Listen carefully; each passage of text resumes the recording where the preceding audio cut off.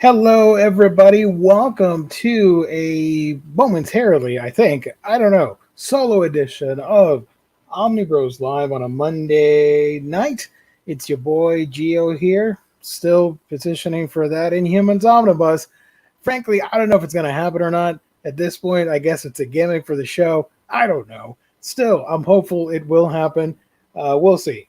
But nonetheless, happy to be here. Happy to be on a Monday night with you guys. Flying solo tonight, so it's going to be a disaster of a show. Yay. Thank you, everybody, for tuning in. Lionheart, first one here. I appreciate that. Tasty Melon.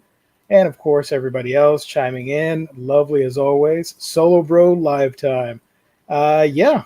So any questions you guys might have, shoot them my way. Of course, we're going to do hauls, reads, and previews. It's probably going to be a shorter stream, but we're going to get to all of that. Let's see. This, hold on a minute. Can be worse than the disastrous Flash movie. I don't know about that, nor do I care. Let's see. Oh, yeah, of course. Duh, Gio. You got to do this. This show is sponsored and brought to you by the fine folks at InStockTrades.com, your official sponsor for the Omnibros Omnibros live show. Man, I'm off my game. It's been a while since I've done one of these solo things. You get your omnibus, trade paperbacks, hardcovers, manga, and so much more with great deals that range from 42 to 60% off at times. Depends on the sale, depends on the books of the week, all that fun stuff. If you place an order of $50 or more, you get free shipping on the U.S. And if you place an order of, if you make a continuous order week by week, you get that sweet loyalty discount that adds an extra 2% to that. And I should highlight the books of the week because it's pretty sweet. Over here, let's go over to the IST site. Welcome, Lou. Sorry about that. Deals of the week, of course. You got that Batman Beyond the White Knight hardcover, 50% off. Same with the Loki Omnibus. Now's your shot to get it at 46% off because that's going to disappear come tomorrow, noon Eastern Standard Time, when the new books arrive. Great customer service, wonderful packaging. That's InStockTrades.com, the official sponsor of Omnibros Live here on the Omnibus Collectors Network. So shout out to IST. There we go. Now we're ready. What's up? How you been, brother? We're live. Hey, happy Jesus Monday. Today's Monday. Wow. Sure. Let's go with that. Hold on. Does it feel like I've officially reached the point where I was like, Jesus, the pandemic started 3 years ago.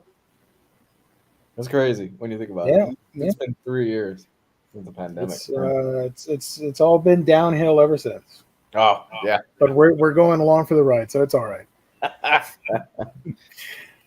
Let's see. Thank you to our sponsor, like I said. Cool. Lionheart, what up, Geo? Good evening, y'all. Thank you, William. Sasmer, thank you. Hey, everyone. Kenny, hey, Omnibros. What up, Lou? Says Lionheart. Hello. Nice. Hello there. So, yeah, welcome back to the show, everybody. It's going to be an interesting week. I was a little disappointed because when I was building the thumbnail and all that fun stuff, there's a book that is scheduled to come out, but on certain websites, there's a date. On another website, there's another date. And then on the publisher's website, a third date. So I don't know if it's coming out or not, so I took it off the thumbnail. Nonetheless, you're going to see it later. Yeah. And maybe somebody in the chat can help us out with that because I have no idea. But I'm going to save that surprise for later. Okay. That book wouldn't happen to be Booty Royale, would it? No. All of that is all of... I mean, Booty Royale is an awful book, but I think it's all out already because the mangaka stopped working on it because he got into a bit of a controversy with his family and he was publicly shamed. So he's not working on that book anymore. Oh, that's a crying shame.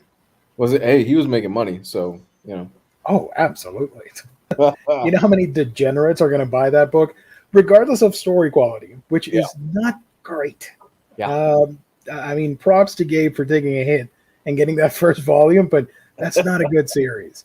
And the other smut stuff that we're going to review someday, eventually, they're pretty bad books overall. So it's mostly going to be a fun stream of just dunking on these stories. Have you guys done smut on the manga? Have you guys done a No. dedicated smut thing? I haven't. Riley did a spicy one, which is totally different, much more tame in comparison, much more like instead of PG-13, think of like R-rated books, I guess. Where it's not the sole focus of the book, the spicy content. Yeah. But that was mostly a wholesome, fun stream, not the stuff we're planning to do with the smut. Just a heads up for everybody. Where would you rank Food Wars in that? Because Food Wars gets a little bit they never show anything as far as I remember, but it can get up there. It can get a little suggestive. It's mostly for young men and adolescent kids. So I wouldn't say it's smutty. I would say it's just really ecchi. But I do like the anime. I don't think I own all of it, but I have seen the show and dig it a lot. Cool, man. No, Jess, we can talk about manga. Jess is a bit under the weather. I literally found out before hitting live because I was not on the chat, but he'll be back later. So hopefully he gets well soon. Rodimus, thank you. No more Booty Royale going forward. I mean, for the mangaka, no. He got into trouble with his family overall because they were really disappointed when they found out what he's doing instead of like contributing to society in another meaningful way. Because you can contribute to society by being a content creator and being a comic book artist and all that stuff. But Booty Royale is not necessarily going to win any awards or save any people from troubles in Japan. So he got shamed for that, and I think he just caved and shut everything down, and he's going back to work at a regular job, I guess. I don't know. So he's not working on the book anymore. Yeah. Really weird that would happen to a grown adult, but it is what it is, I guess. I mean, if he's paying his bills, he's happy doing what he's doing. You would think, whatever, man. You know, you're putting out smut. People are buying it, and you're making money. Yeah. You know? Let me get the full info on that. Hold on. Yeah, you're not. Takato. And it's not like this is a Rurouni Kenshin situation, right? Oh no. There's a new Kenshin anime coming out, but I'm not gonna watch that, and I don't recommend people watch it either. But boycotts never work, so whatever. Yeah, that stuff never ends up working. Hold on. That broke my heart when I found out about that. I was like, Jesus, come on, man. I can never look at that series the same again. I wanted at some point to collect the Vizbig editions, but like, nah, I'm good. Yeah. Wait. What the hell? I'm looking for the Booty Royale creator. Why can't I find it? Oh, because I'm... never mind. Okay, so this was last year, July 2022. Rui Takato, the mangaka for Booty Royale, retired. He had been planning the retirement since last year, sure. And it's due to circumstances at his home making it difficult to constantly draw manga about boobs and sex. That's an understatement. He added that he is satisfied with his work on the manga as a hybrid softcore porno and battle manga, and that the series has constantly sold well. He also noted, however, that his motivation for continuing the manga was not high given the circumstances surrounding the production. Blah, blah, blah, blah, blah, blah, blah. But yeah, it doesn't go into detail, the article that I'm reading, but it does have to do with his family and all that. So he retired. And if you guys don't know, Booty Royale is about an 18-year-old girl that moves to Tokyo to pursue her dream of becoming a famous singer. Unfortunately, her sleazy handlers trick her into the adult entertainment industry instead. Her only way out is to survive a martial arts tournament where she must fight her way through 100 lustful male opponents. If she loses, she will pay the ultimate erotic price. This is not a good book, guys. I wanted to read that just because I know some people are going to be curious. They'll be like, "What are they talking about? I want to check this book out." Don't. I'm going to talk about some reads in a bit and some hauls. I'd recommend that instead. Just a heads up. I mean, being honest, it's far more interesting than some of the stuff the big two are doing right now. As a plot, yes. It sounds like it's got everything. It's got fighting. It's got racy stuff. It probably has a very, very nice love story thrown in the middle of there. Some character growth. I'm assuming at some point. I mean, yeah. Hey, if that is your bag, no judgment. That's your bag. Enjoy it, man. Exactly. Yeah. Let's see. Oh, we got some questions. I forgot about the chat. Sorry, chat. I love you, but I forgot. Lionheart, Lou, how is Ocala? I'm asking because I'm strongly thinking about moving somewhere warmer than Boston. San Antonio and Phoenix are on my list as well. So Ocala is not terrible. I personally have never lived in Ocala, so I don't know too much about the area. Currently, I'm down here in Miami. Miami is good if you are single and you Ready have to mingle. Sorry. It's true. No, it is true. It's very true. It's a party city for the most part. If you're single, you have a very well-paying job because the cost of living here is insane.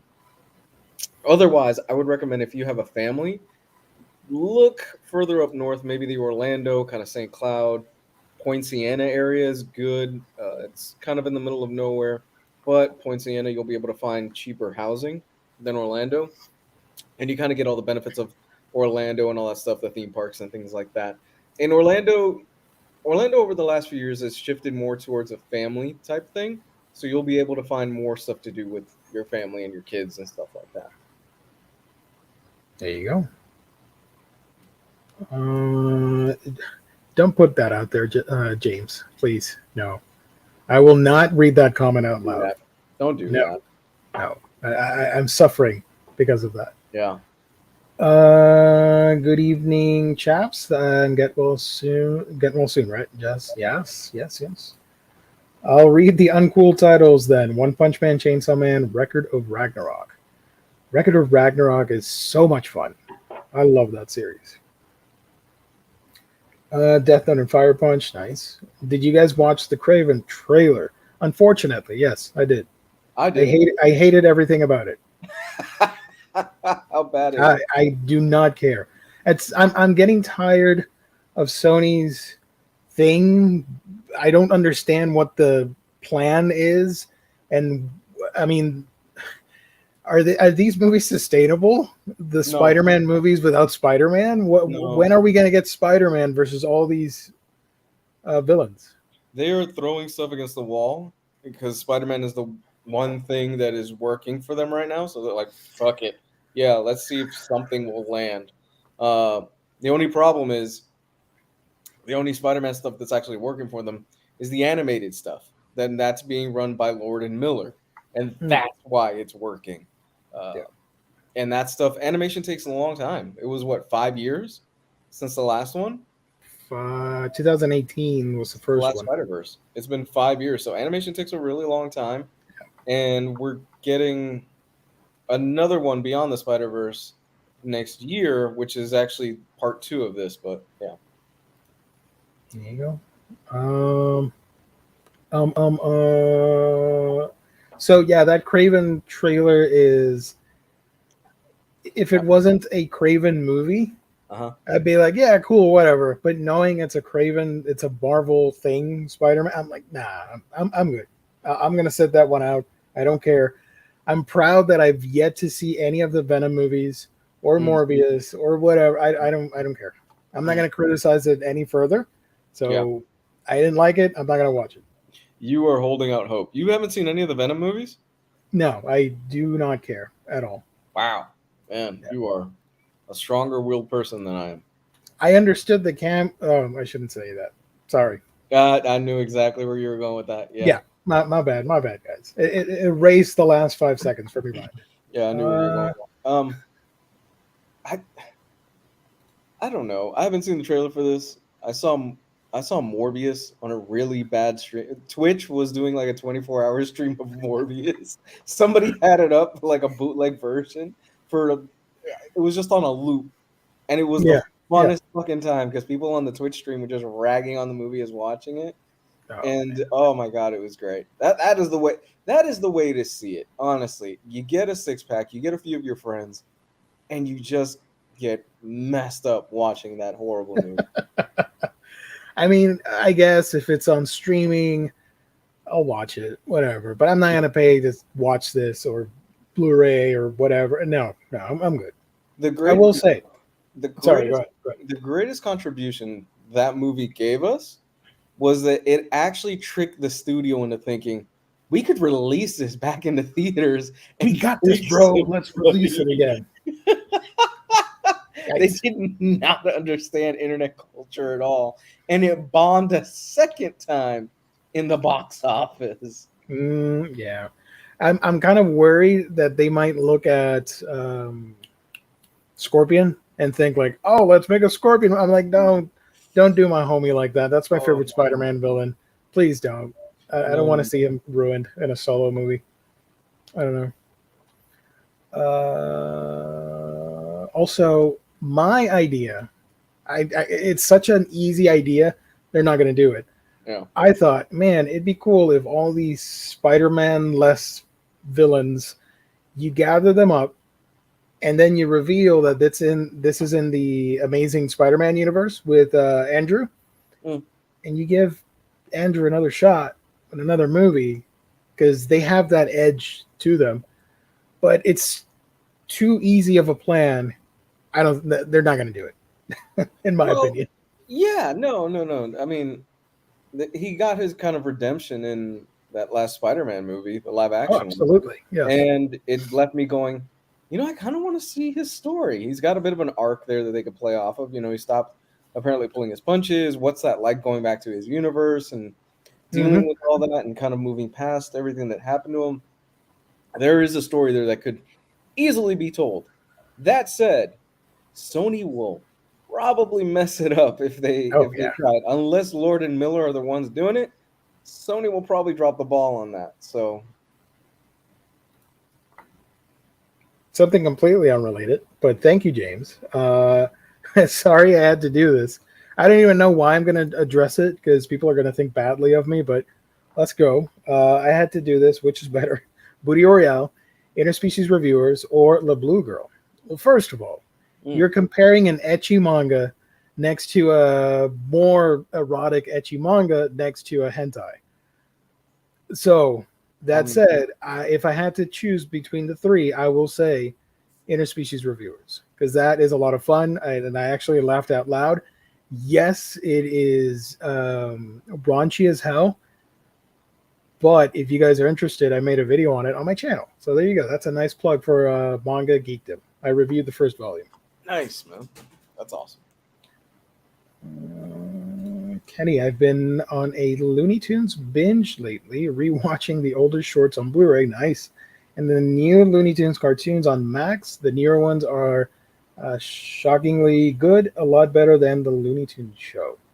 Both Looney Tunes and Looney Tunes show, I get lost with so many similar names, are the worst of the modern Looney Tunes cartoons. You did not like... Wait, hold on. Kenny's going to offend me in a minute. Hold on. Looney Tunes show. You didn't like the Looney Tunes show? Man, I love that show so much. I don't even know which one's which anymore. The Looney Tunes show, this one that he's saying there, the second one. Yeah. If I'm correct, that's the modern take on the characters where it's like a sitcom and the humor is more adult oriented. I genuinely love that. I thought it was great. But hey, I like weird stuff, so I just admitted to liking Interspecies Reviewers, so whatever. Don't pay attention to what I'm saying. Sony is doing better at comic book movies than DC. I don't know, man. I don't know about that. That's a bold statement right there. That's I don't know. That's Quack. Evening, Omnibros and Omni family. Thank you, everybody, for tuning in. My mans, Lou and Gio. So we need a Black Cat movie. Sure. Also, if you watch the Craven trailer, they gave Craven the Catwoman origin story from Halle Berry. no. Because in the trailer, the lion is gonna maul him, and some of the blood gets on his stream, and now he gets like reflex powers and stuff. I'm like, it's literally the Halle Berry movie all over again, but with Quicksilver, whatever. That is not what happens. It's so easy. You could have just done. He's like Batman, but edgy, and he's fighting animals and hunting stuff. No, let's do a convoluted story about hocus pocus magic. Oh shit! This thing is 3 minutes long. Can you give me 3 minutes to watch this and pop back in? yeah, go. Okay, thank you. I'll be back, guys. Okay. I wonder what a James Cameron Spider-Man movie would have been like. Hell yeah, same. Where my boy Bragg at? He's under the weather, Psycho Cleveland. Unfortunately, he was scheduled to show up, but had to bail out I can't talk. Bail out at the last minute. Sorry about that. Hopefully, he'll be back on Wednesday. Since Sony's Craven is infected with magic lion blood, would a new Electro be infected with magic battery acid? What about Kingpin? I don't know, man. This is a weird universe. Plus the Rhino tease at the end. I cringed so hard. It's been a minute since I've cringed at a movie trailer line when he goes and says, you want to know why they call me the Rhino? I'm like, no, not really, but okay, go for it. I did not like the Craven trailer. Hell yeah. Donde está Omni Dog? Rodimus, if you want to do these Spanish lessons, I'll do them just for fun, you know.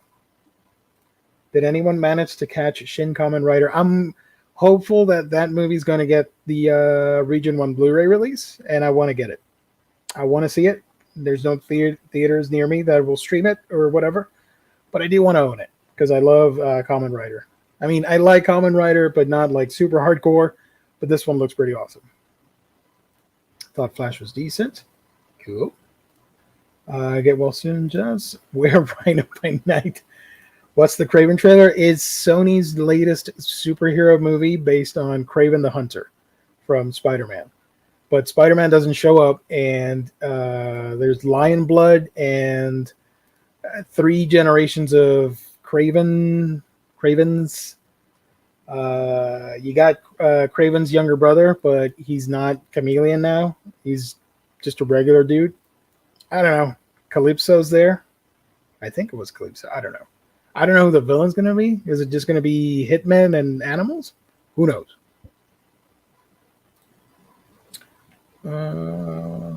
Who knows? Did I miss? It's Morbin time. Man, yeah, no, I'm good. I can't watch that. And the thing is, I think they've ruined Morbius's reputation for a very long time. This reminded me of when Ghost Rider showed up and the Nicolas Cage movies. It's going to be a long time before we see Morbius again in live action and people actually take it serious because he's a phenomenal character. And same with Craven, but they're ruined. Thanks, Sony. I'm kidding. I don't care. Let's see. While Lou watches the trailer, I can show you real quick some hauls that I made.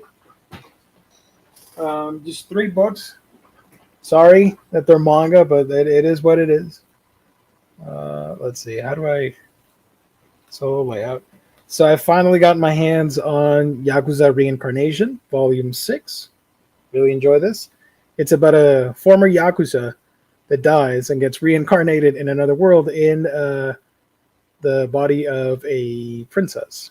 It sounds weird, but it's pretty awesome, and he's pretty kick-ass in it. Give me a second, Lou. I'll put you back on in a minute. So you can see some of the art right there. Really cool. I got the. Hold on. There we go. We got the final volume of the Tunnel to Summer. What's it called? The Tunnel to Summer, The Exit of Goodbyes Ultramarine, Volume 4. This is the finale.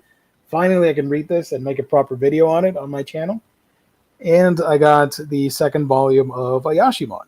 Unfortunately, I have a big order coming in, and it's lost in the mail. I don't know when I'm going to get it. I don't know if I have to file a missing report on it or whatever, but hopefully it does turn up this week or the next one. We'll see. Okay, back to our regular scheduled talk about Craven. What do you think? This is fucking terrible. I'm not gonna lie. Did you like the Rhino? This looks so dumb. I literally said a couple minutes ago that is the cringiest thing I've ever heard in a comic book movie trailer.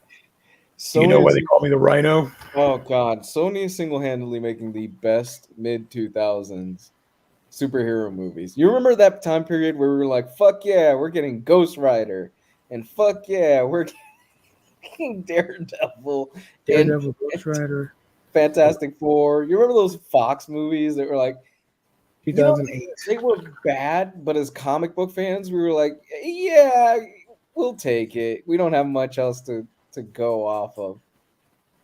Yeah, no, I mean, absolutely. It was. I don't. We have gotten past that point. That's the biggest thing to me. Is that, granted, this is the trailer. That's the biggest thing, is that we have gotten past this point. His origin story is he was bitten by a lion, and that's it. He's got lion magic blood in him. Yeah. So it's similar to Halle Berry and Catwoman, how she got like cat powers. God damn it! You're not far off. You're not wrong. So that's his origin story here, where he was no radioactive lion, no maybe grabbing a magic lion tooth, anything like that. No, just straight up got bit by a lion, lion blood powers. Cool. All right, let's run with it. But he's a bad guy. Mm-hmm. Who's the antagonist of the film? Uh-huh. Is it just him mauling people? Because it's a violent movie. There's a Red Band trailer. Oh, yeah. And it's a pretty gruesome hunting movie or whatever. Is that it? Is that all we're going to see? Just action scenes of him taking out other bad guys? I guess. I don't know. I guess the main bad guy in this is the Rhino, just because they... You want to see where they call me the Rhino? That I'm going to quote that all year long. Thank you. Oh, my God. So... it is rated R, and they're leaning really heavy into that rated R. There's a lot of, he bites a dude's nose off, spits it at the camera. But here's the thing. That strikes me more as trying to be edgy, like, yeah, come see how rated R we are. Like, yeah, we got a badass. Yeah, we're going to push the... That's just more of the vibe that I'm getting, as opposed to it should be rated R because it's rated R and stuff. And immediately my mind went to when Leonardo DiCaprio was basically sexually assaulted by a bear in The Revenant and chewed apart. Does he get magic bear powers as well? Is that how that works? Is that why that'd be a lot more intimate, yeah. That's kind of where my mind went to with The Revenant, which, by the way, is a great movie. I love The Revenant.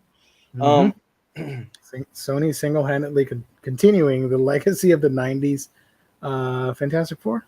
They're keeping it alive, man. Yeah, they are keeping it alive. Really, they just stop. Just fucking stop. Nobody asked for El Muerto. Nobody asked for... Oh, I have a feeling that's not going to happen. You think it's going to get canned? I think it's going to disappear.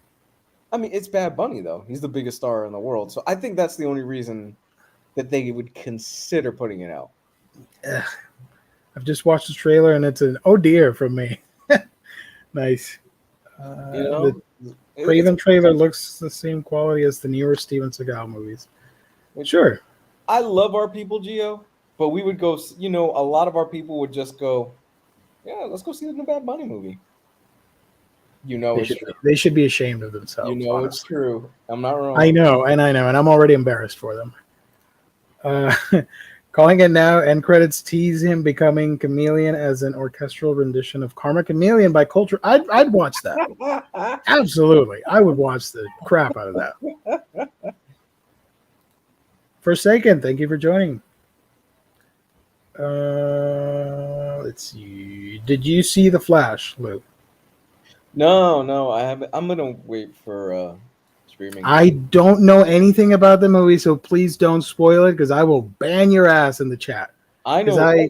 I want to see it, and I don't care about people hating on it. I just want to see it eventually and enjoy it or not like it as much. Because this has already, and I'm on a rant, sorry. Mm-hmm. This has already been a weird year for me. Mm-hmm. I finally saw, a couple weeks ago actually, Shazam. I kind of dug it compared to what a lot of people said. I watched Ant-Man 3, and I surprisingly liked it. Oh, I understand all the criticism from everybody, but I dislike the previous two Ant-Man movies. Okay. I don't like them at all. So I watched this new one just for fun. Actually, no, not for fun. I canceled my Disney Plus subscription, and I got like 2 weeks left before I can't use it anymore. So I said, I might as well watch the Ant-Man movie while I still have the service on the TV. Mm-hmm. And I didn't mind the humor and the quantum, the quantum realm stuff. Really enjoyed it. And the dude with the cylinder head, I thought that was the most insane, awesome thing. And I felt like a little kid watching that guy. And spoilers, he doesn't make it in the movie. Mm-hmm. And I was really sad when he died compared to other characters that don't make it in the movie. So I'm almost certain that I'll watch the Flash movie and I'll love it and I'll like it, regardless of its flaws. So we'll see. That was a long rant. Sorry. No, dude. Hey, that's how you feel. I haven't seen it. I don't plan to see it until streaming. I know pretty much everything, all the big cameos and like the big surprises and stuff. But I knew about that stuff quite a while ago. It should be like 45 days. Oh, to be on HBO Max? Or something like that, yeah. Yeah, it's something like that, yeah. I mean, hey, I'll check it out. I'm just not crazy about everything that I've heard about it and all that stuff. And I'm just like, some of the CGI and everything. I'm just like, I'll wait till it comes to streaming or whatever, and I'll pop it in and watch it there. Yeah. I've kind of gotten my superhero fix with Spider-Verse. You saw it, right? Yes, I did. What'd you think? I liked it, but I didn't think it was like the best thing in the entire world because the way people were hyping it on Twitter, I thought like this was going to cure diseases. It was going to solve world hunger problems. Yeah. I liked it a lot, but I think I'm going to like the finale more than the second one. I was one of those jackasses, so I apologize to you. Yeah. No, I agree. It doesn't have an ending. That's the big thing about it, right? I mean, not really spoilers because it's out everywhere. This is part one of a 2-part series. It kind of just ends, and it doesn't really have an ending, which is the biggest flaw against it, I think, is that a lot of people go in going, fuck yeah, I'm going to watch. Unless give me 1 second. I'll be right back. Hold on. Yeah, dude, no problem. That's kind of the big thing about it, is that it kind of doesn't have an ending. A lot of people are going to go walking in not realizing, oh, there's another one coming out in a year, because people don't know. I mean, unless you're really deep into the internet culture and things like that, and it's not like they put it in the marketing that this is part one about it. So, but it doesn't have a definitive conclusion. So I'm excited to see what that ending is when we eventually get the next movie next year. So. Oh, this week on Max, we're getting Evil Dead Rise. I didn't know that, Aku. That's good to know. I still need to see that. The Flash will probably be on Max next month. The box office for it was bad. How bad was that? box office because I keep hearing it did worse than Black Adam, right? Apparently, yeah. It's kind of sad when you hear about that stuff because apparently the movie's not totally terrible, but there's a whole mixture of different feelings towards that character right now with the situation involving Ezra Miller. Then you've got James Gunn coming out here and rebooting the entire universe. And that thing's been in production hell for Jesus. I think we've been talking about the Flash movie 4 or 5 years now. At this point, it's got to be 4 or 5 years that we've been talking about the damn movie. And people tend to forget the Flash movie was originally supposed to be a Flash and Cyborg movie, but that got canned. And then, there was all this stuff with reshoots, and apparently there were 3 different endings with the movie, and they didn't know what exactly to go with until probably the last minute because of everything involving James Gunn and restarting the universe. And I got hats off to Andy Muschietti. Honestly, hats off to the guy because that could not have been an easy production to follow through. The guy had to deal with COVID, the fact that there were multiple directors attached to this project before, so there were probably multiple scripts that were written for this thing and then rewritten. He probably had to deal with a shit ton. Hey, man. He probably had to deal with a shit ton of studio interference, kind of just coming down on his head saying, no, it's got to be like this, or it's got to be like this, and it's got to be like this.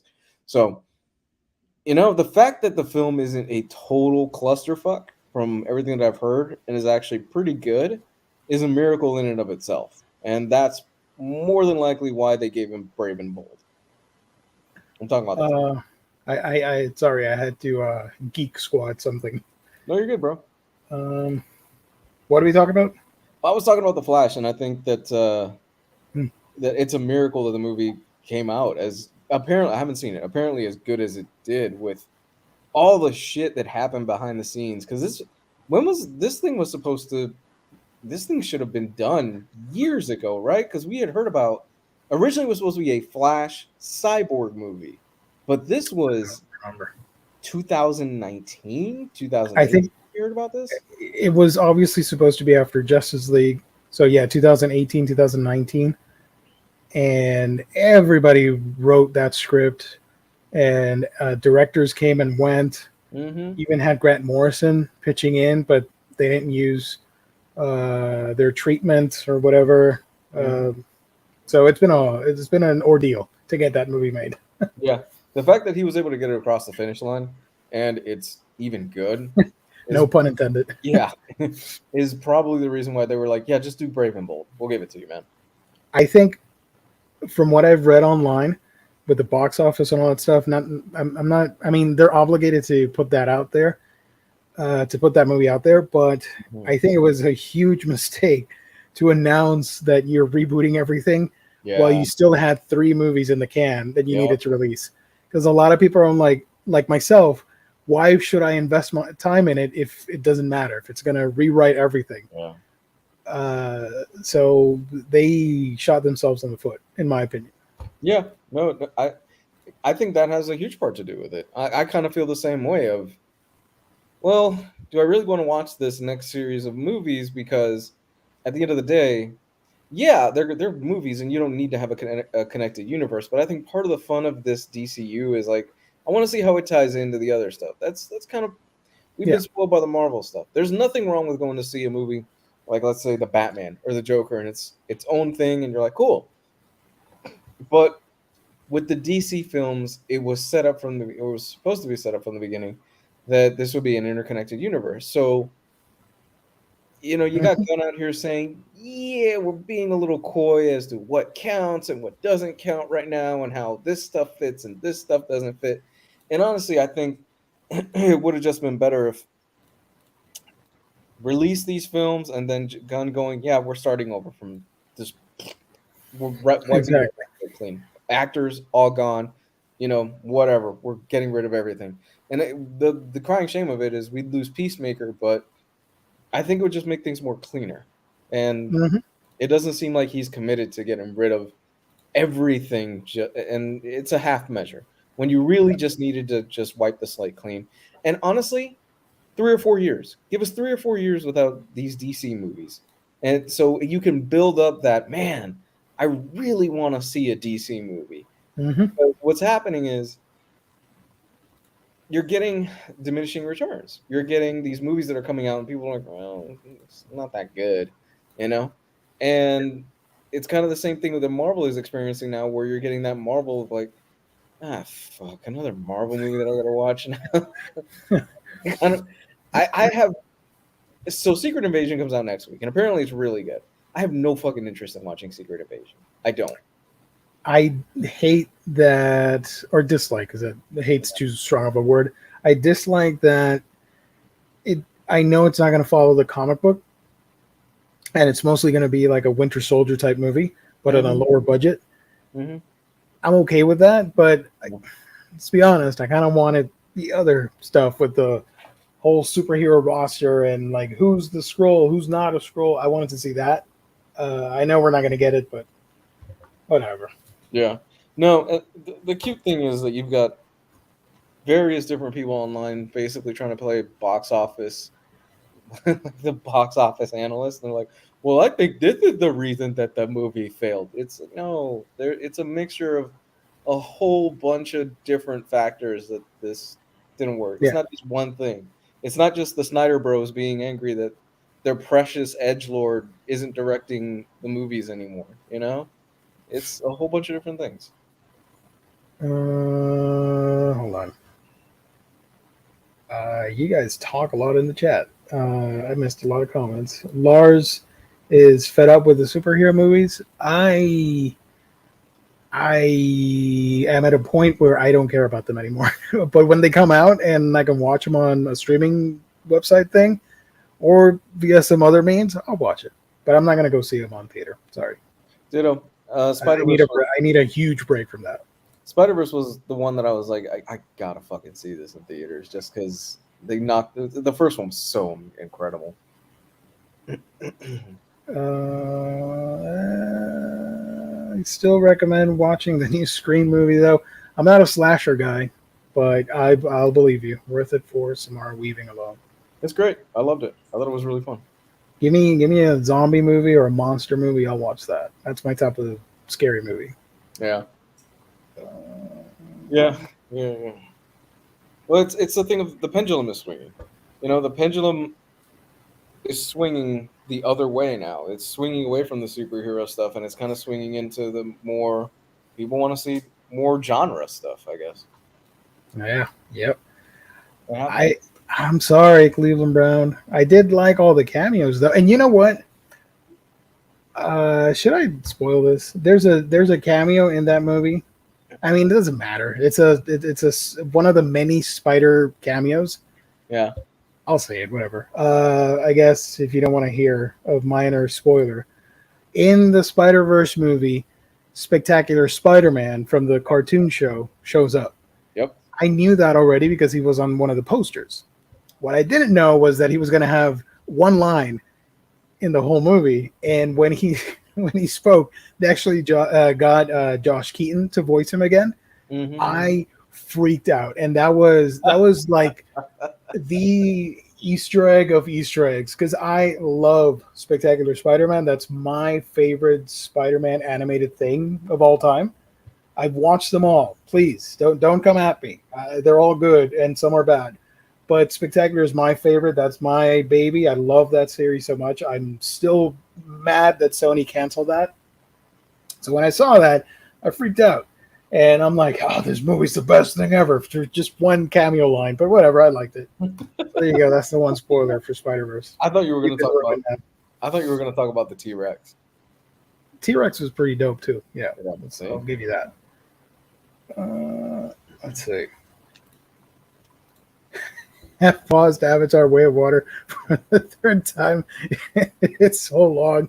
It is pretty long. I love that movie. I've seen it twice. I thought it was good. I love it. And it's kind of funny that it's on Max and Disney Plus, obviously because of former licensing agreements. Yeah. It looks gorgeous. I can't wait for the 4K Blu-ray to like watch it for reals instead of streaming. It's insane to me that the first hour and a half is a separate movie altogether. And then when you get past that point, it's like you're in another experience, another tale. Because that first hour and a half, they're in the forest, and you're like, "Where's the water stuff?" And then comes the water stuff, and it's a whole other movie. So that beginning was sort of like a reboot of the original movie, and then you go into the new stuff. Oh my god, yeah, no, you hit the nail on the head. I'm watching this movie going, this is really cool, and it, I think the story is a lot better than the first movie, which was just kind of, it's been done to death, but Pocahontas and stuff like that. It's yeah. So this one was really better story wise, and it's like the film James Cameron just said, all right, for the next hour to hour and a half, I'm just gonna show you, take you on a trip to Pandora and like take you underwater, and I'm just gonna blow this whole CGI machine that I've got, and just you're right. It's a totally different movie. It looks beautiful, especially on the TV with the OLED and the 4K stuff. Yeah. Oh, it looks amazing, but it really is. Where the fuck is the story in this, James Cameron? Like, what's the point of this hour and a half? And the thing is, I love Cameron because he does not give a book about people's opinion. And I guess when you've made two of the top grossing films of all time, you get that privilege. Because they asked him, well, what do you think about the people that have to go to the bathroom for the length of this movie? He goes, I don't give a shit. They're going to come back and watch it again. And guess what? He was right. Yep. He was right. Is it the third grossest movie of all time? It's somewhere up there, I think. Let me check that out. Hi, Gabe. Thank you for joining. What up, dudes? Good to see everybody. What's up, William? What's up, Lionheart in the chat? Hey, here's somebody who has seen the Flash movie. They were talking about the movie in the chat. You guys haven't seen it yet, then, right? I'm no, okay. Please don't spoil it for me. I know you didn't like it. Shit. Gio actually wants to see this one, so good. Go see it, buddy. Have fun with it. What'd you think? Bullshit. Wow. No, that's harsh. I'm just gonna say it the way I've been saying it. It tried way, way, way too hard. Love and Thunder? No, not Love and Thunder is worse. Okay. Because Love and Thunder is just stupid. Like it's just dumb. It's slapsticky nonsense. Mm-hmm. This one isn't that. It's just that they really just on every aspect just try too hard. It's just like that one kid you knew in class that would just come in and they go, hey, you should do like a 3-page report. Come in with like an 8-page report and like a map drawn out and stuff like that. They just tried way too hard. It was just taking it as far as they can and then doing it some more, thinking that we're going to love it, and it actually turned me off a lot. Anybody out there in the chat who's seen it? The scene with the babies. That's like the first 6 minutes of the movie, maybe, and it lost me. And I was like, all right, I see what I'm in for. This is going to be a long ride. Yeah, you said peace out. I'm out. How bad is the CGI? Because I've seen stills of it online, and they're kind of stills. Is it that noticeably bad? Like, no, there's some parts where they totally like deep fake Ben Affleck's face, or like lower part of his face onto whoever the Batman person was that was riding the motorcycle, where you could see it wasn't on there right. Like it just didn't kind of match with the vibrations of the guy's body, stuff like that. But I thought Transformers, Beast Wars, whatever, Rise of the Beast had worse CGI. Oh wow! Okay. It was a lot more like Do you remember when what's the Thor movie, Love and Thunder, that you guys mentioned? Yeah, they actually fixed some of the CGI for the streaming and the Blu-ray. Yeah, they did. They should have fixed the whole movie.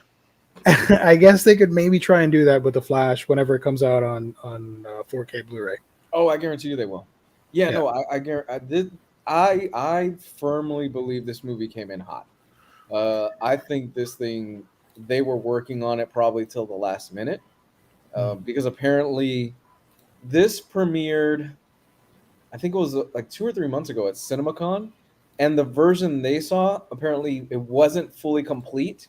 There were still scenes from CGI that were not fully done, and there was things that were placeholder scenes, and things were swapped out and things like that. So I think this thing came in hot, and they just got it right under the radar.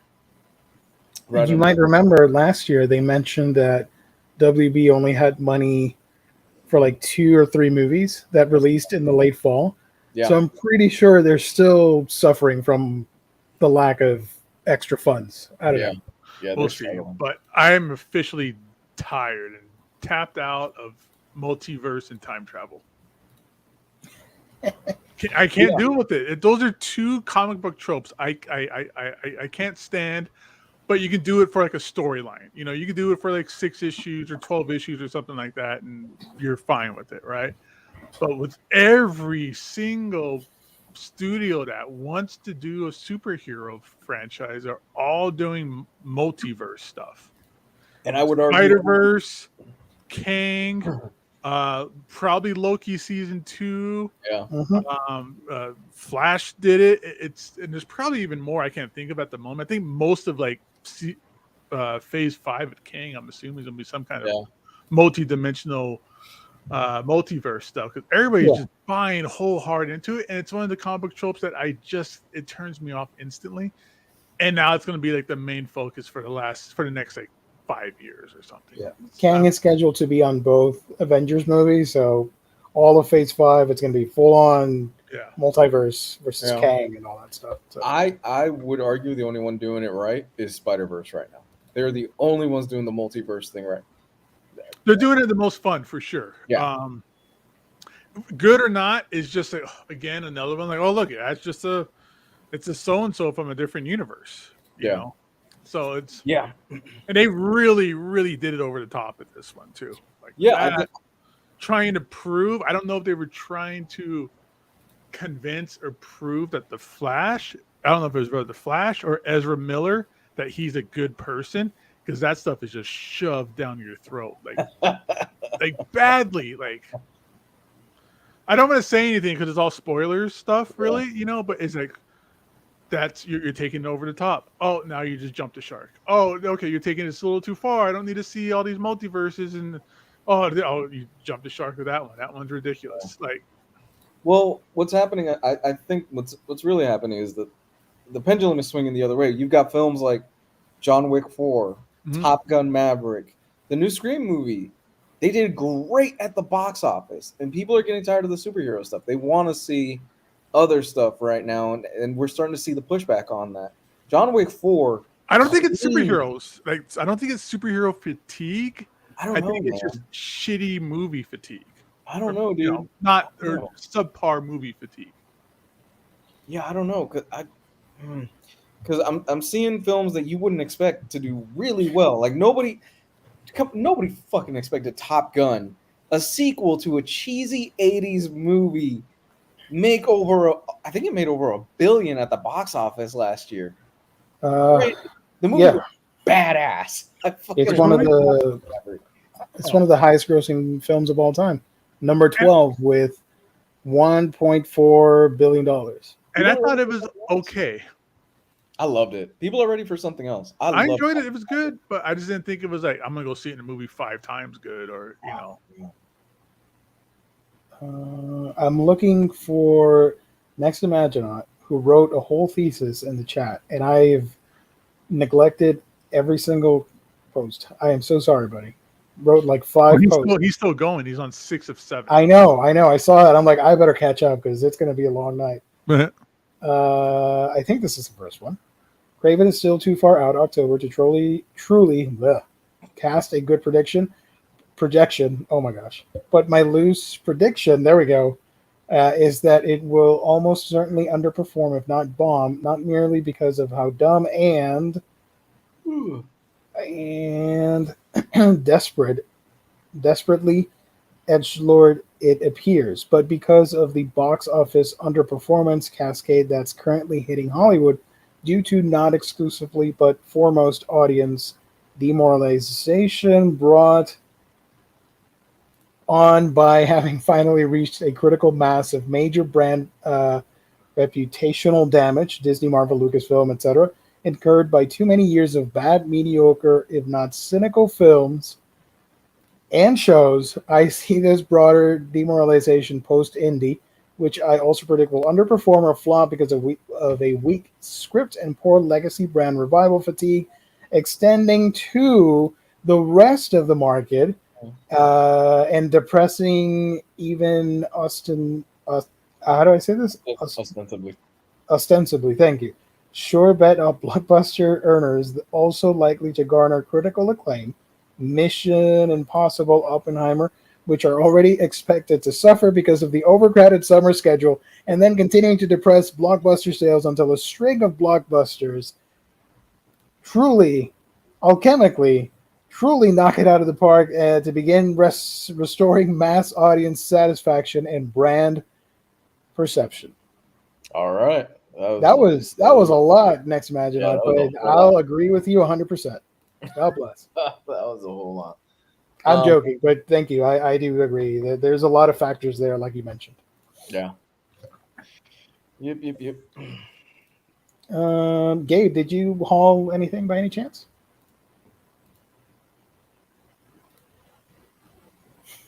You're muted, buddy. Oh, you're muted. Hold on. Hello? There we go. There we go. Okay. Yeah, I think Kraven is garbage. I couldn't make it through the trailer. I've never stopped in the middle of a trailer and just been like, I don't want to finish watching this. I couldn't even survive the 2.5 minutes or whatever it was. But it was the lion's blood that dropped into his body and made him. I was like, I'm out of here. I'm checking out. I'm checking out. It got leaked on Twitter before the official trailer dropped on YouTube. So I watched it through Twitter. I'm like, scroll. Okay, whatever, sure, whatever. And then that final line that I've been mentioning all night with the rhino, I can't. I'm out. I didn't even see the rhino. I didn't make it that far. The moment that lion's blood fell in his wound and he started like jumping through helicopters, I was like, I'm done. Like, this is nope.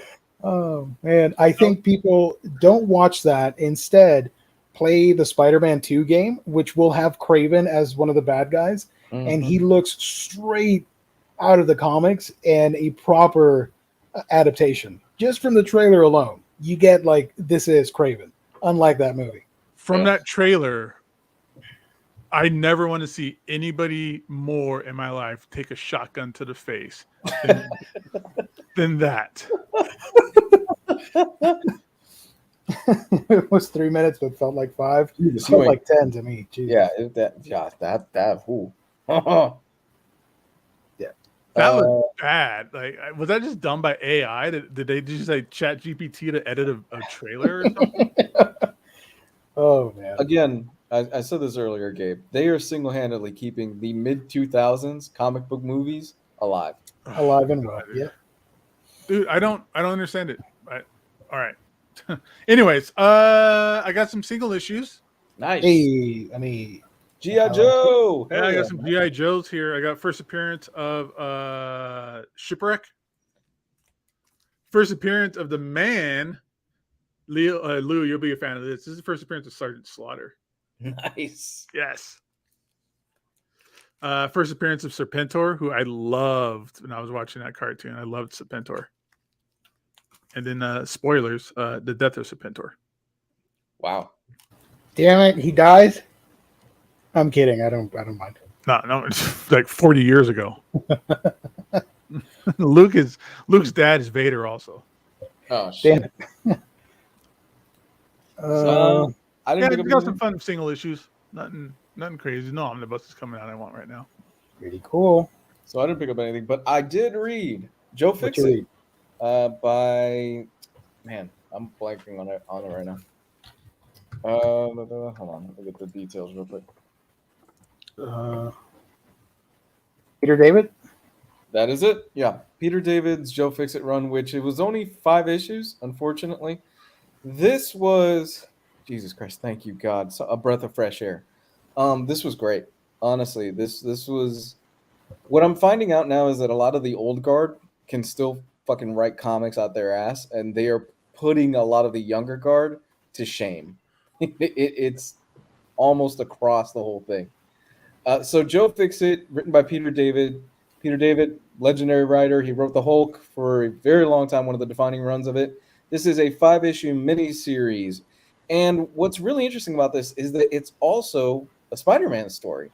Spider-Man plays a huge role and is in every single issue of this.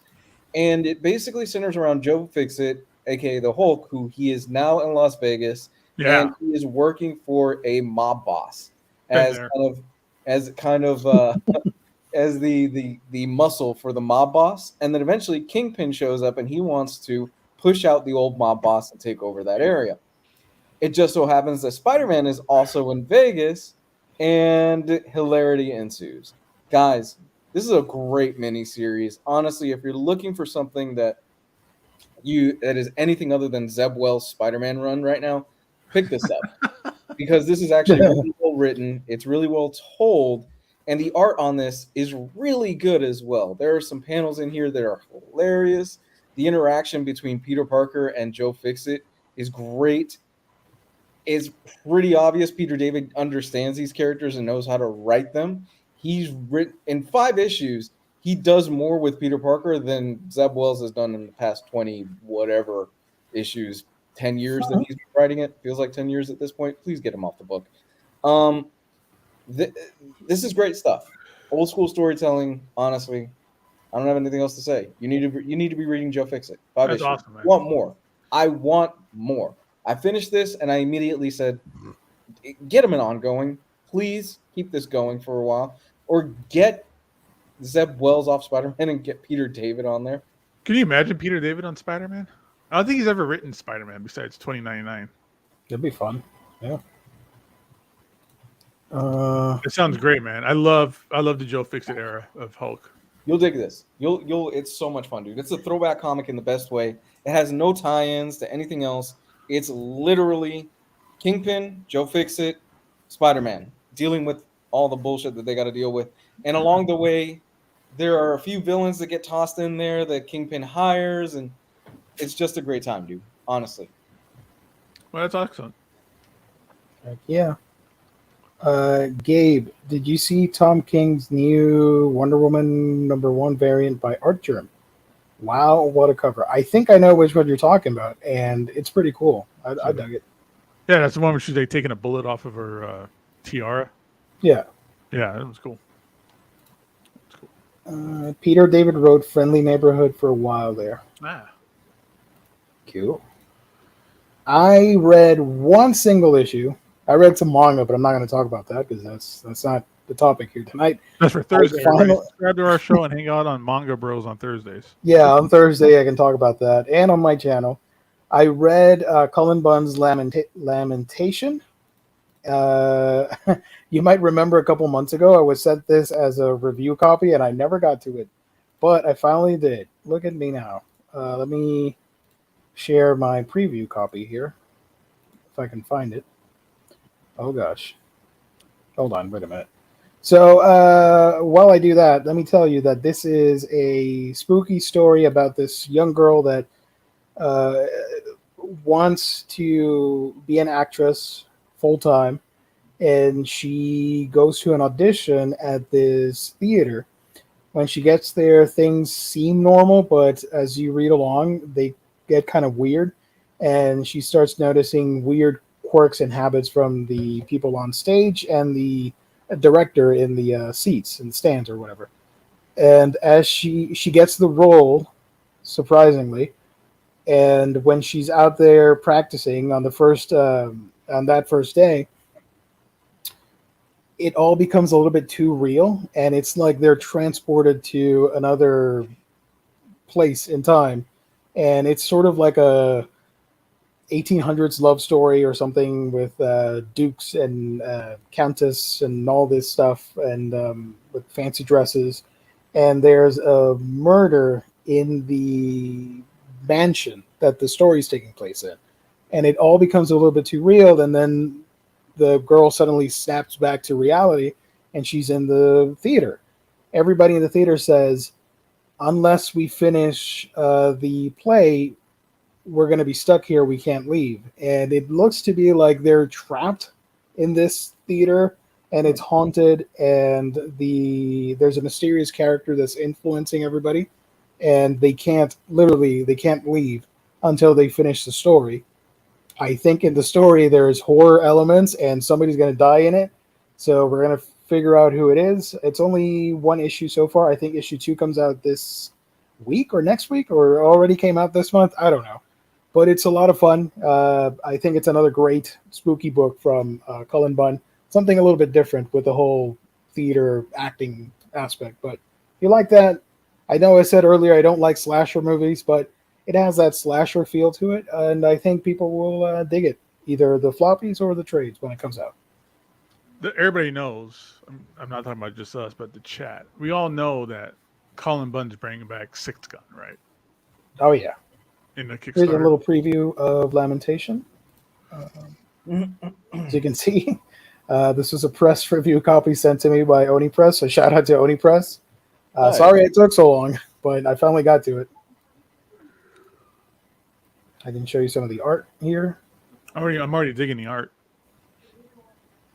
So I thought the first issue was fun, spooky vibes, and the whole Phantom of the Opera type of deal with taking place in a imaginary world, or is it? Who knows? So I'm interested to see what happens. We'll be talking more about imaginary fantasy worlds later tonight. Yeah. So there you go.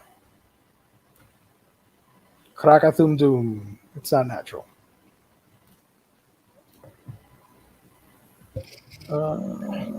Did anyone read Night Fever by Brubaker and Phillips? Not yet. I haven't gotten a chance. I have it on my tablet. I haven't gotten a chance to it. I did read Void Rivals. I was going to ask you about that, Gabe. How is that? This is fun. It's a Robert Kirkman book, so I always there was a moment in time when Kirkman was not doing things well, and then Firepower came out and some other stuff he's been working on. So he's back up there again, I think. And he continues with Void Rivals, where what this is it's a story of, it's your basic story of one group of people who hate another group of people. And one person from each one of those groups each crash land on like this asteroid, and they can't help each other because they hate each other, but they're trying to get over that to try and survive a little bit. And they find a transformer, and so the book is great. It's a setup for this whole new world. Yeah. Not so much Transformers, I think, or G.I. Joe. He was on like one page and just kind of booked out. But he's setting up this whole other world about like a warring fraction and warring planets and warring species and stuff like that. And as we can always expect from Robert Kirkman, one thing I always like about him is his books are easy to read, and every issue ends on a cliffhanger. And it's a really fun cliffhanger at the end of this book too. So I'm going to get back into some single issue reading, and I'm definitely going to do that with Void Rivals, and then that's going to take me on into like G.I. Joe and Transformers when that starts back up too. My question for you is this an ongoing, or is this just strictly a setup? Because the big reveal of this was, and I think it's a fucking shame that it leaked before this came out.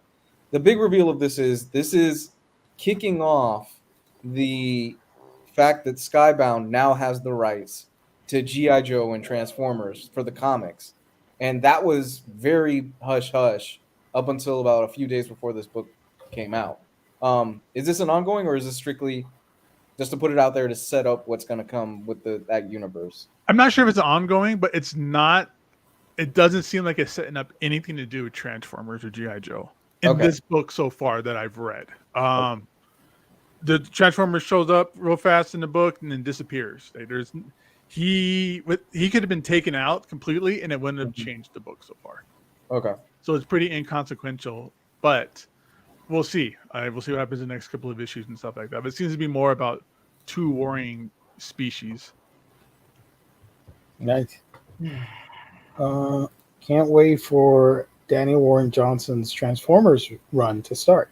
Fuck. It's gonna be fun. Yes. How cool is that? His follow-up to Do a Power Bomb is going to be Transformers. Two Transformers books, right? I think he's doing two. Yeah, deserves it. He's doing art duties. He's writing and doing art duties on Transformers, which, fuck yes, I can't wait to see that book. Yeah, dude, that's perfect. Like, the only thing that can make this better, I don't know if you can. Like, you can't. He Murder Falcon, Do a Power Bomb, that Wonder Woman book. His art, I was like, is it really gonna work for Transformers? I see him doing some sketches over the weekend at Hollywood at Heroes Con, and it looks cool. I'm in. Like, that's so much fun. Yeah. All I can hope for is that somehow Image is able to print up or do reprints of the Marvel series. Larry Hama back on G.I. Joe. We've got Joshua Williamson writing a Duke and a is it Destro? Is that what he's writing? Duke and Destro or Duke and Cobra Commander? Oh no, it's Cobra Commander then, because those are the 4 books. Yeah. So that dude Kirkman, he brought some fire to this. He didn't just pull anybody to write these books. He actually put together a good team so far. Yeah, he's not fucking around. Like, he's taking it serious. He put on some top-notch talent. And I would assume like these are like hardcore fans as well. Yeah. You know, like I don't think you just throw on just anybody. I think you throw on people that grew up with it. So I think that has some fun ideas ahead, I think. Well, I've been saying for years, Daniel Warren Johnson is just fucking waiting for that one book to just push him over to be like that guy where everybody's like, holy fuck, this dude, Daniel Warren Johnson, is kicking ass. Where has he come from? And I have my fingers crossed that I hope this is that book, man, because he totally deserves it. He is right now probably top 3, top 4 creators working in the industry right now. He doesn't miss. For me, Daniel Warren Johnson just does not miss when he gets put on a project. Will IDW Transformers ever be reprinted? I don't know. Who knows? It's going to be interesting because this whole Skybound thing might just be for the modern stuff that's being put out, the Energon universe that's coming out. So, we'll see. We'll have to see. Oh. Sorry. There we go. I need to read this. I'll check this out. We'll see what happens. I mean, I hope they do. Can you imagine? Like, I mean, even like the new Transformer stuff, like that Image, like that Skybound hardcovers that they do. Oh, that'd be great to see that stuff. So, I kind of would have loved to have seen Larry Hama's face when he got the call from Kirkman. Hey, you want to come write G.I. Joe again? Yeah. Let's go. He was at our recent convention not too long ago. A couple months ago. He was in town doing signing. No, Larry Hama. Cool. Nice. I've never been a G.I. Joe fan, but I'll give it a shot. I'll read it. Yeah, the comics are, especially like the Marvel stuff, is a lot more of a serious tone compared to the cartoon. The cartoon is super hyper boiled nonsense. Oh well, I think I'm gonna like the comics then. Yeah, and then the comics, like people actually get shot and killed. Where in the cartoons, you know, those lasers never hit anything. Yeah, I always recommend when somebody says, "Hey, I want to read G.I. Joe. Where can I start?" I say, always you can look at. It's out of print now. It's called G.I. Joe Cobra Last Laugh, where you have Chuckles, and it's basically the best way I could put it is it's a spy book, but set in the G.I. Joe universe, and you have Chuckles who is infiltrating and he's double crossing people and stuff like that. It's a fucking great G.I. Joe story, man. It's so much fun. I don't know who Chuckles is, but I thought you meant like somebody was chuckling. I'm like, whoa, okay. Yeah, I think that book is out of print at this point, though. But if you're looking for a great introduction, you don't need to know anything else about G.I. Joe.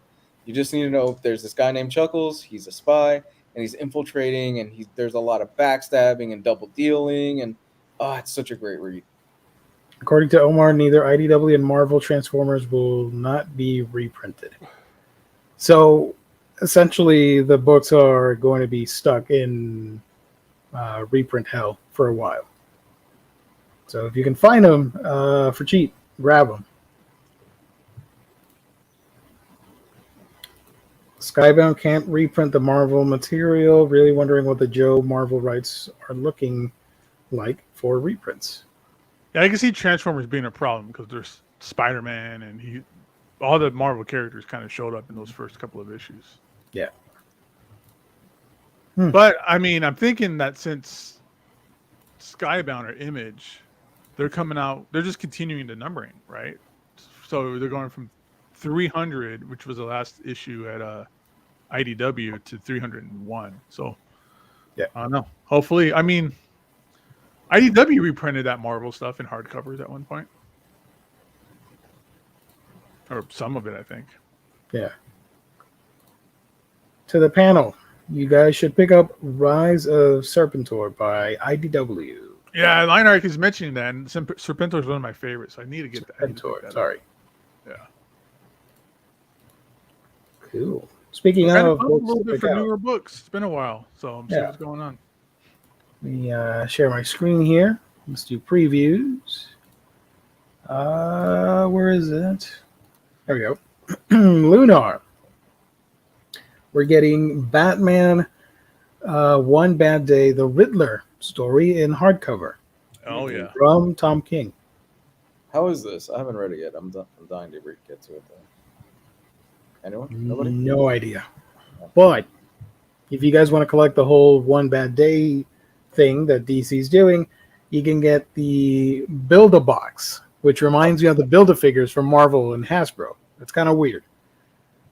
This box set is $45 because it contains the Riddler hardcover and a reprint of The Killing Joke, which was the original One Bad Day, and you'll add the other supervillains to that box set.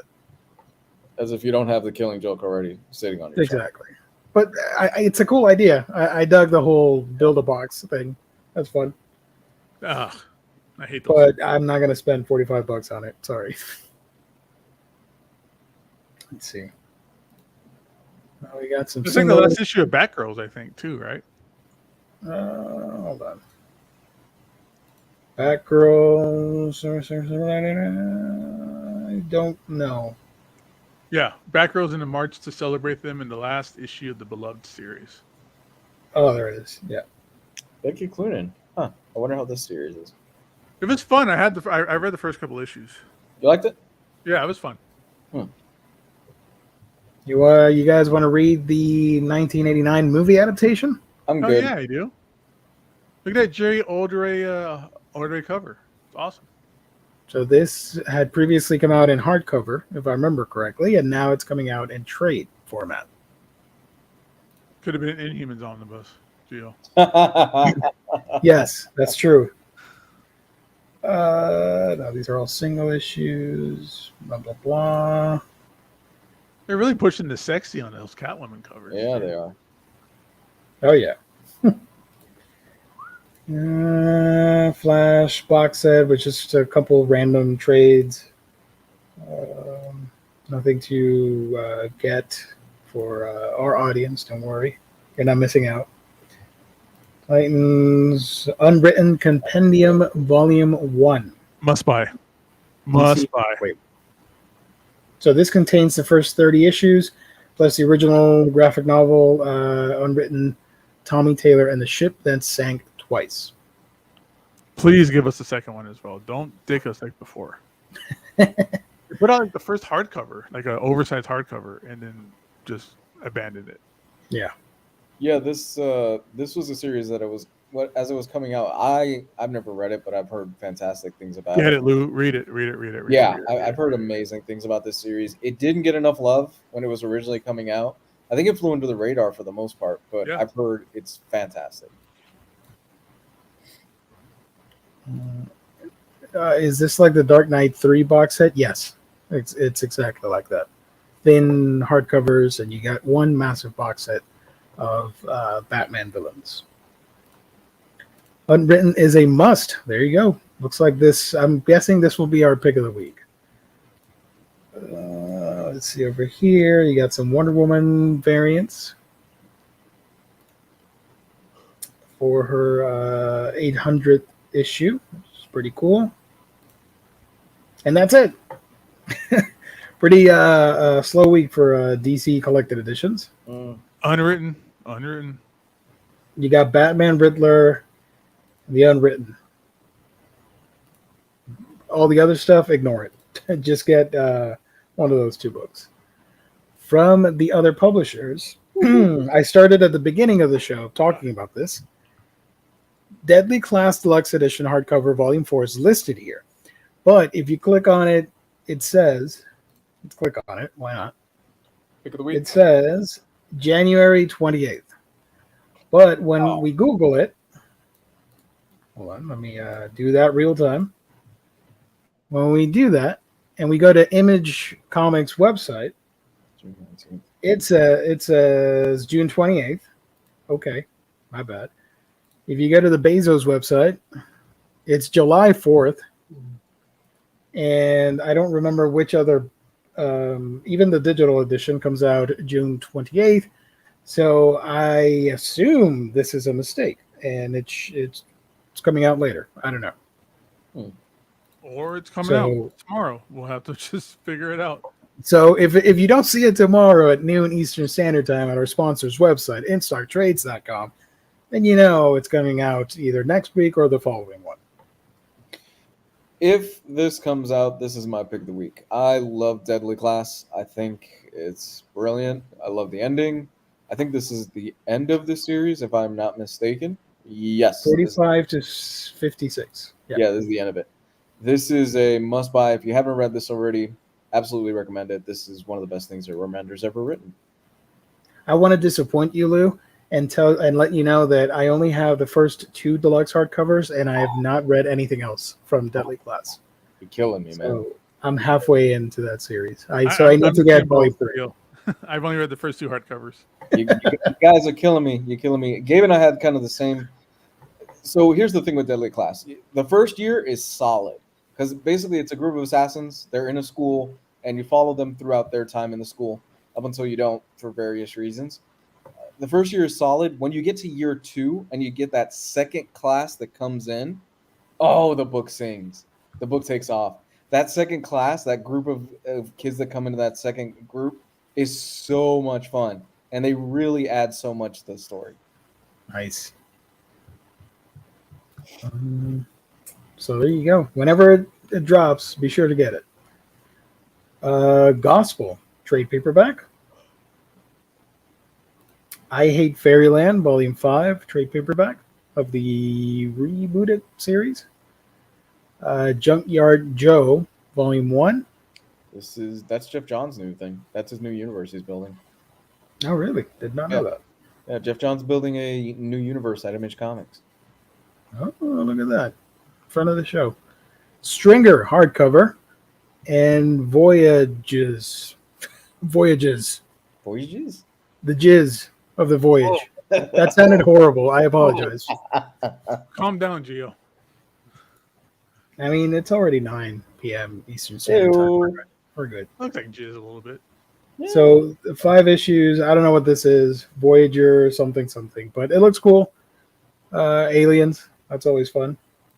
Now go back and say the author and the writer's name. Oh no. Ooh, shit. Apologies. I'm gonna take the hit for everybody. Sumeye Kesgin. I think you got it, man. I think not bad. I think you butchered it, and they're offended. Probably. We're gonna they watch our show. We're not gonna get canceled. We're gonna get a cease and desist. That's what we're gonna get. We're gonna get a comment that says this is how you say their name. I appreciate that. Or maybe someone in the chat will correct me. So that's from Image. Boom Studios. Is Volume 3 even still in print? I hope. Jesus. It's still available. All right, I'll wait. Yeah. Famous last words. Boom Studios. You got Sons of El Topo, Volume 3, Cain and Abel. It's a Jodorowsky book. Yep. And Ladron. That's a solid team up right there. Is this the one with all the naked, or with the naked little boy? Topo? What? What is happening on that one? Jodorowsky did a movie, like a cowboy film, and it was this guy and his son. His son was probably like, I don't know, 5, and he would just walk around completely just butt naked. Oh boy. Oh, I'm lying. I'm sorry. He did have a gun holster and boots. His twigs and berries were getting sunburned. I mean, he's got to be protected. You know, he's got to have something. Yeah. Shoot his little pecker off at those. Jodorowsky concludes his mystical saga inspired by his beloved cult film El Topo with illustrator Jose Ladron, immersing us in a surreal and spiritual western where fate will bring the 2 sons of El Topo together for a final journey, one driven by hate and the other by love. And Rick Ray says it is a masterpiece. The film or the comic? Or the little boy's wiener. Or all 3. The nudity was the best. It was so classy. So that's all that's coming out from Boom Studios. And no Dark Horse here. Interesting. No IDW either. Marvel Comics, you got Captain America, Symbol of Truth. Deadpool, Volume 1 by Elisa Wong. Gold Goblin. I don't know what this is, but I don't think I'm going to like it. Mighty Marvel Masterworks, Captain America Volume 2, Red Skull Lives. And with the DM variant, Planet Hulk World Breaker, Secret Invasion Mission Earth, Trials of X Volume 10, and a really cool one, Wolverine Epic Collection To the Bone. Oh yeah, I need that one. So this one, I think it's 76. Yeah, it started 76. Collecting Wolverine 76 to 86, Cable at 16, Wolverine Evolution, Wolverine and Nick Fury, Scorpio Rising, and Ghost Rider, Wolverine, Punisher, the Dark Design. Cool. Yeah, this is like right after he gets the adamantium ripped out of him and he gets the bone claws, and he has a really cool fight with Cypher.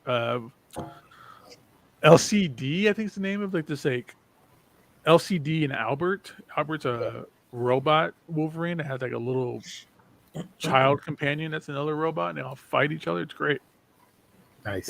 If you were a kid in the 90s, you very much remember that issue where Wolverine is getting the metal ripped out of him by Magneto, and you're just like, what the fuck? As a X-Men 25 and Wolverine 75 is like the 1-2 punch of comic books. Yeah. You just see him writhing there, and Magneto's just ripping the adamantium from his bone. I'm just like, holy shit, it's crazy. Oh. Isn't this already in an omnibus? I'm pretty sure. I mean, there are, 3 omnis for Wolverine? I like epics. But, yeah, for the Epic Collectors, that's going to be brand new. There we go. We're here. The other section. I'm not going to mention the manga. We talked about that already. That Wolverine Epic takes place right after Omnibus Volume 4, which is supposed to come out in September. Thank you, Ant-Man. Thanks, man. Atomica Omnibus is coming out. This was a Kickstarter or an Indiegogo or something like that. Apparently everything worked out fine because we're seeing it now and regular people can buy it. Red 5 Comics Atonement Bell. And quick mention, Beast Complex. I do recommend that if you're in for some manga action. This is the epilogue. Most of the stories are within the Beastars universe, but there are a couple stories here that are past the ending of the original series. So if you like Beastars, be sure to get Beast Complex Volume 3. From Rebellion 2000 AD, Best of 2000 AD, Volume 3 of 6. You got Bloodborne Lady of Lanterns, Volume 1 from Titan Comics. These are all manga over here, too. I don't know what this is, but Bach Ness Monster, Cryptid Kids. Sounds awesome. Good for them. Darla, graphic novel. Diana, My Graphic Obsession. These are all manga over here. Freak Buck from Fantagraphics. This is pretty cool. I need to get this. I hope it doesn't sell out. Please do not sell out. Don't buy it, chat. It's a massive art book for all things Gurren Lagann, being published by Udon. This Horizon is a manhwa. That's a Korean webcomic. And last comic book on the left, Volume 2. Look at that Judas Priest Screaming for Vengeance book. Whoa, what is this? Screaming for Vengeance. Is this a comic based on the album? I'd read this. Yeah, that's what it sounds like. The cover is awesome. I love that album. I'll check it out. I mean, no promises, but I'll check it out. Let's see. More manga. I think that's it. Phantom, 1977 to 1978. Wedding of Phantom, hardcover, volume 27 of that. Billy Zane. Yes, I think that's it. Right? Sonic the Hedgehog. Nope, there's more. Sonic. Volume 14, Overpowered of Sonic. Volume 14. Holy crap! Sonic is going strong, man. I need to get the hardcovers. I only have the first one. That Sonic audience is ravenous. That is one audience you do not want to piss off. I put out a video talking about Sonic. Fortunately, I had good things to say, and the community was amazing. But at the same time, I do recognize, like with what Lou said, don't get them upset. No. I'll just say that much. No. I think that's it. Anything else? I think that's it. We got some smut manga over there. Warriors Thief in ThunderClan. Walt Disney's Uncle Scrooge. Cave of Alibaba hardcover. And there we go. That's it. So a lot of stuff coming out. Nothing too major, but I guess Unwritten and Wolverine are the picks of the week, I guess, for the show, right? Those are my picks, that's for sure. Yeah. So there you go. All this wonderful stuff you guys can get by visiting our sponsor's website. That's, of course, InStockTrades.com, your home for all things collected editions. You get your omnibus, trade paperbacks, hardcovers, manga, and so much more with great deals that range from 42 to sometimes 60% off. Deals of the week every week. If you make an order of $50 or more, you get free shipping. If you make multiple orders on a week-by-week basis, you get that sweet loyalty discount that adds an extra 2% to that order, so you get even more discounts.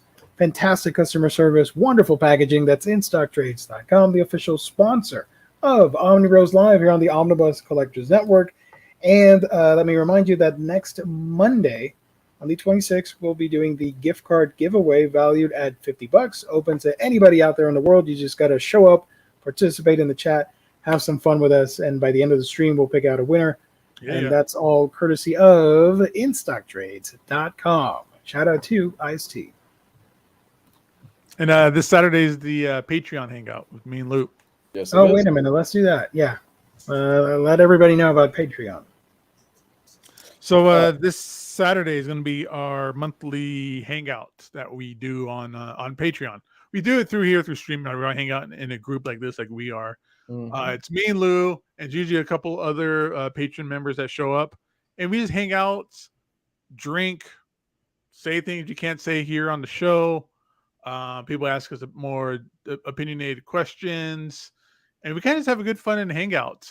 The Patreon it's a tip jar that you can do. You can throw in a couple of bucks if you want to get back to the show that way, or if you want to be a part of the hangouts every month, that's a $5 tier that we have for that. Mm-hmm. Yep, and there's an archive of all the streams from the past that we've done. So there's hours and hours of content of me and Gabe kind of shooting the shit with some of our fans. We've been doing it for 3 years or something like that. We started around the pandemic, didn't we? Yeah. Jesus, has it been 3 years? I think that's when people wanted to hang out more, and we were like, yeah, let's get that all together. Yeah. We've had quite a few reoccurring guests too. Ian pops in usually every once in a while too. He's always great on there. Love having that guy on there. Rodimus is asking, so an AMA style show. It's just it's really a hangout. It's like this. Like Rodimus, if you were there, you'd be on the screen here, like instead of Geo, it'd be you. Yeah. And we just all kind of hang out and whatever kind of it's a conversation to hang out, might as well be playing cards or something. Yeah, it's a good time. We just have a good time. Here we go. Go check them out, guys. Let's see. Larry, thank you for joining. You guys are having full conversations in the chat. That's great. Good for you guys. Do you guys think Uncanny Volume 5 will sell out soon? I don't know. It's hard to tell anymore because they don't seem to print them as limited as they used to. There's not a lot that's sold out, really, I think, in a while.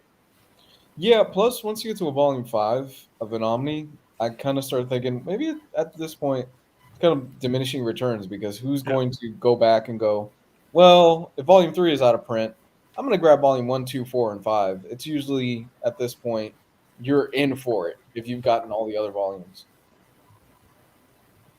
What's hard to tell? I'm surprised it hasn't sold out now. If anything, and I think it'd be like you said, it's kind of the averages where it's like it's the sales drop with every volume, but it is X-Men, and everybody has 1 through 4, and they've been waiting for it forever. There are basically no whales for Marvel.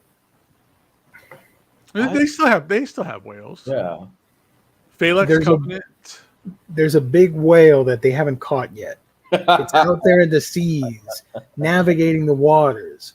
It's an Inhumans omnibus, but they're too scared to put it out. Something about sales numbers or whatever crap they're talking about. They're scared. And we need to remind them that they are a legacy team family from the 60s Marvel and Silver Age and all that wonderful stuff, and they should get an omnibus treatment. We need that Silver Age and Humans omnibus. It's just one book. You're not going to go bankrupt because you're putting that out, and I guarantee you it will sell. If people are going to buy 100 billion X-Men books, that same fandom I think could spare some dosh and get an Inhumans omnibus. Just saying. I'm not going to give up that fight. I'm going to need a bigger boat. I understood that reference. That's cool. Maybe, yeah. Ghost Rider Omnis, yes. Also most desired books. They're in the Epic collections for Ghost Rider. All that stuff is there, but you got to do some work for it. But it's one for Johnny Blaze, and then the Danny Ketch is going to come out later this year.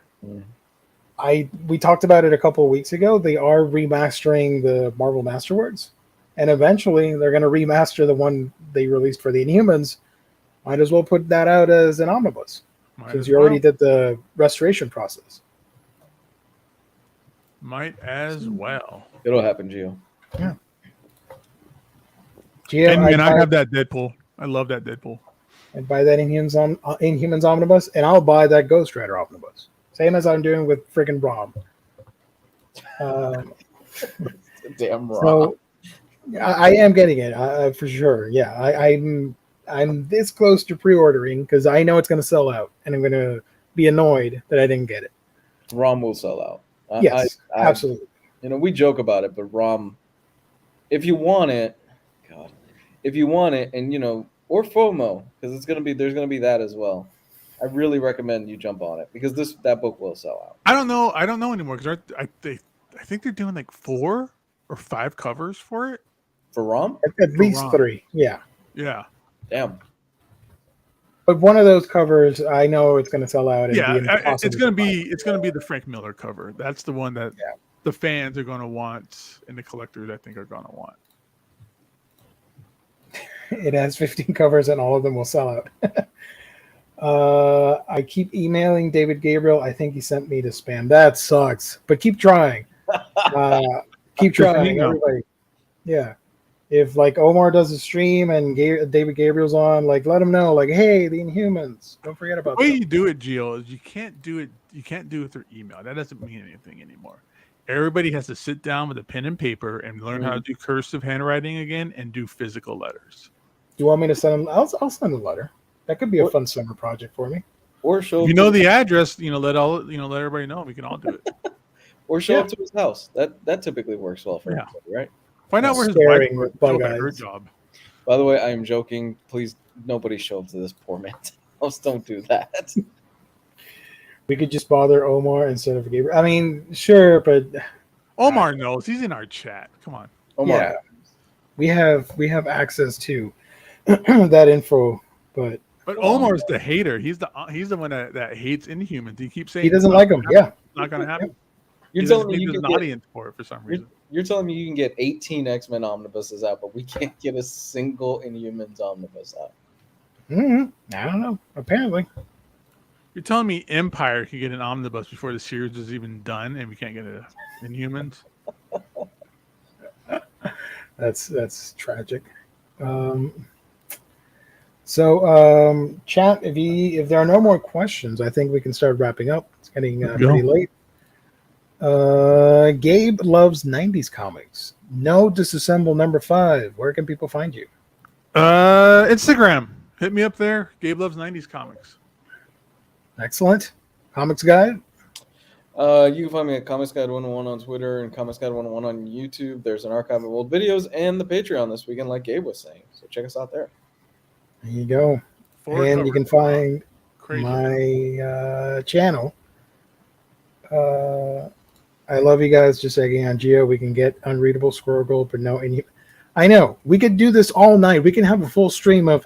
We can get this book, but no Inhumans. There are so many lame Marvel books that are out there, and I know somebody in the chat is going to dislike the video now because I said that, but I don't care. Thanks for watching, though. But that's a reality. We should make that a topic. We'll just look at all the omnibuses that have been released and be like, we got this one, but not Inhumans, for like a whole hour. Yes. Actually, I'm going to, if I have some spare time this week, I'm going to look that up. And maybe next week we can do an episode on that or a segment. And I'll start reading off books that I think are dumb. My channel, Manga Geekdom, where I talk about manga. Go check it out. Subscribe. Help a brother out.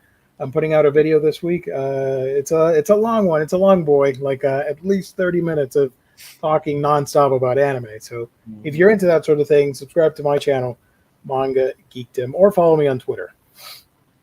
That's it. We're good. Thank you, everybody, for watching. Thank you to the chat. You guys are lovely, as always. Thank you for all the messages. Appreciate it. If I didn't get to your comment, apologies. Don't hate me. Don't dislike the video. Just we love you. Thank you to my co-host. You guys are great. Thank you to everybody watching later. Even greater than that, let us know in the comment section what you thought of the episode. And that's it. We're going to be back on Wednesday with a comic book themed episode, and then on Thursday with a manga stream.